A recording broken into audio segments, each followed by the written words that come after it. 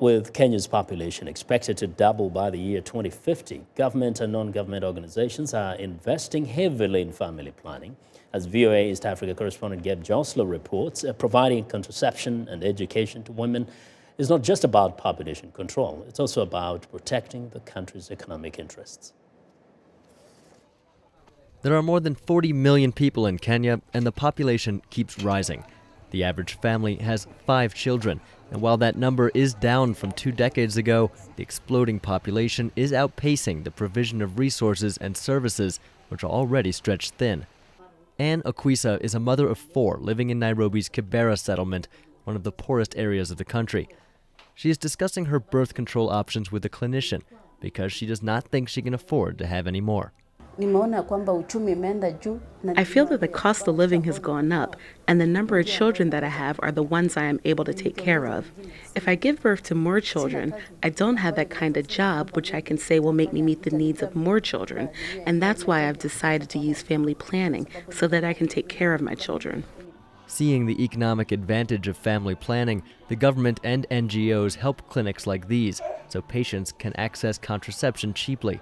Walter Adoli says his clinic gets a lot of support. For example, the government provides the supplies, the family planning methods, and we also have NGOs that volunteer to do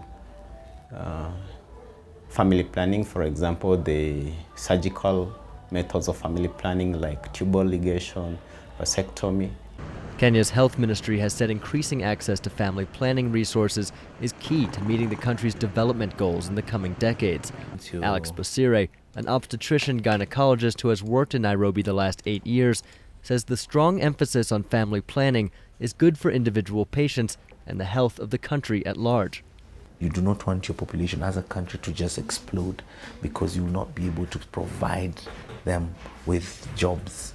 Unemployment will be a big thing.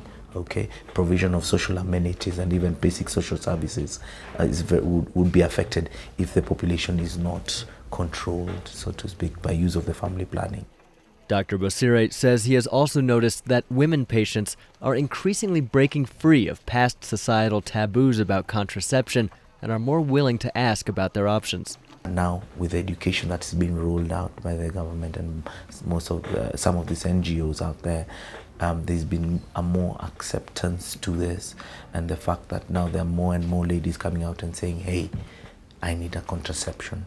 But despite progress in Kenya, government statistics show nearly 50% of pregnancies in the country are reported to be unplanned, and there's still a long way to go to ensure population growth does not outpace the economy.